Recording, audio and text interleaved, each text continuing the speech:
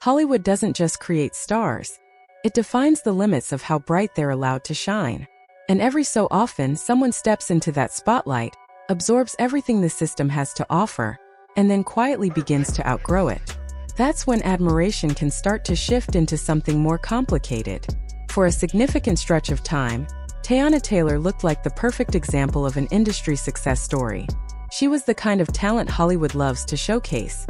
Dynamic, adaptable, and impossible to box into a single category. She could move between music, film, choreography, and fashion with a level of ease that made her stand out in a landscape where most artists are encouraged to specialize. Executives praised her range. Audiences embraced her authenticity. Critics took her seriously.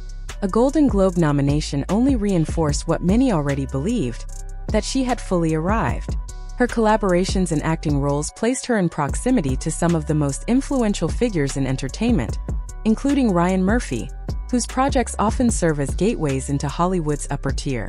Everything about her trajectory suggested momentum, stability, and long-term investment from the industry. It looked like she had secured a seat at the table. But proximity to power is not the same as possessing it. Behind the accolades and opportunities, there was a quieter reality unfolding, one that doesn't usually make headlines. Despite her visibility and success, Taylor still lacked full ownership over her creative direction.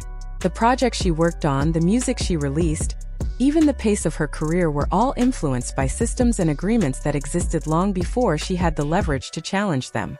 And that's where Katt Williams enters the conversation with a perspective that reframes everything. Williams has built a reputation not just as a comedian, but as someone willing to question the inner workings of the entertainment industry. In multiple interviews and performances, he has suggested that Hollywood operates less like a meritocracy and more like a structured ecosystem, one where power is carefully distributed and rarely surrendered. From his point of view, Taylor's story isn't unusual. It's revealing. He argues that the industry isn't truly threatened by outspoken celebrities. Public controversy in many ways is part of the machine. It generates attention, fuels engagement, and can often be redirected or contained. What actually creates discomfort, according to Williams, are individuals who understand the system from the inside, people who have spent years observing how decisions are made, how careers are shaped, and how influence is maintained behind closed doors. In that context, Taylor represents something far more significant than a multi-hyphenate entertainer. She represents awareness. To understand why that matters, you have to look at how her journey began. Long before the awards and recognition, she was navigating spaces that most artists don't enter until much later in their careers. Discovered as a teenager by Pharrell Williams, she was introduced early to the kind of creative environments where major decisions are made. These weren't just studios, they were ecosystems of influence, where music, branding, and business intersected. Even in those early stages, she wasn't limited to being in front of the camera. She worked behind the scenes, contributing choreography for global superstar Beyoncé.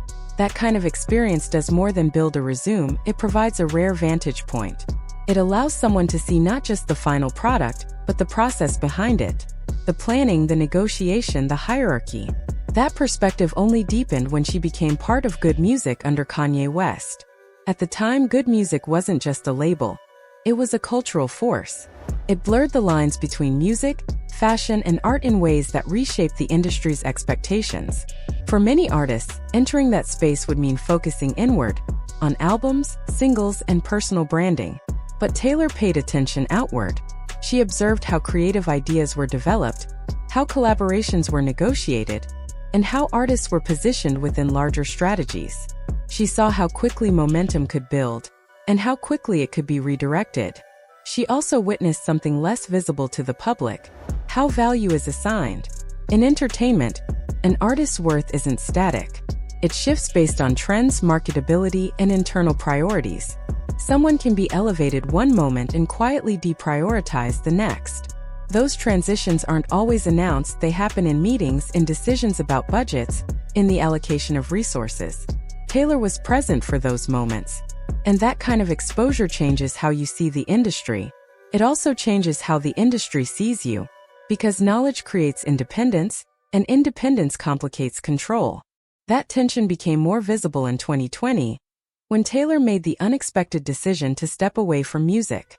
At first, the narrative seemed straightforward: burnout, creative fatigue, the kind of explanation that fits neatly into headlines. But the reality was more layered. She later revealed that she had repeatedly asked Def Jam Recordings to release her from her contract, reportedly around 10 times. Each request was denied. That detail reframes the entire situation. It suggests that her decision to step back wasn't simply about exhaustion. It was about limitation, about being in a position where she could see possibilities for her career, but didn't have the freedom to pursue them. This is where the structure of the music industry becomes particularly important. Record deals are often presented as partnerships, but they can function as long-term commitments that restrict flexibility. Labels invest resources and expect returns, which means they maintain significant control over how and when an artist releases work. For someone like Taylor, who had already developed a multidimensional understanding of creativity, that structure could feel increasingly restrictive. Katt Williams has pointed to this period as a key example of how the industry maintains its balance of power. From his perspective, her experience reflects a broader pattern. When an artist begins to seek more control, resistance often follows. Eventually, Def Jam did release her. But by then, the delay had already altered her trajectory. In entertainment, timing is a form of currency. Momentum builds through consistency, through visibility, output, and engagement. When that rhythm is disrupted, the impact can be significant. Audiences move on. Trends shift. Opportunities evolve. Years lost to contractual limitations aren't easily recovered. But instead of trying to return to the same space under the same conditions, Taylor made a strategic pivot. She moved into film. More specifically, she moved into directing. That shift is more than a career change. It's a repositioning of power. As a performer, you bring someone else's vision to life. As a director, you define the vision itself. You decide what story gets told, how it's framed, and what message reaches the audience. That level of control is rare. And when it's held by someone who already understands the system from multiple angles, it becomes even more significant. By 2024, discussions about power dynamics in Hollywood were becoming more mainstream. Katt Williams had intensified his commentary, describing what he saw as hidden structures, mechanisms that shape careers without public visibility. His statements sparked widespread debate.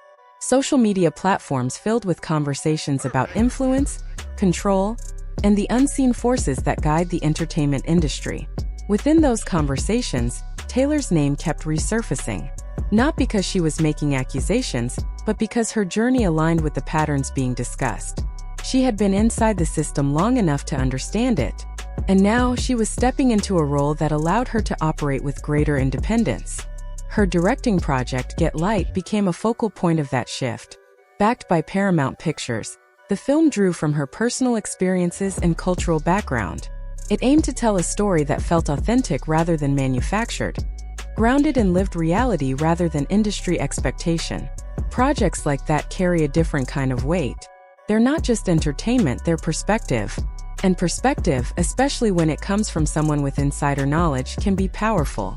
Film has long been used as a medium for layered storytelling. Directors embed meaning through symbolism, visual cues, and narrative structure. In many cases, the deeper message isn't immediately obvious.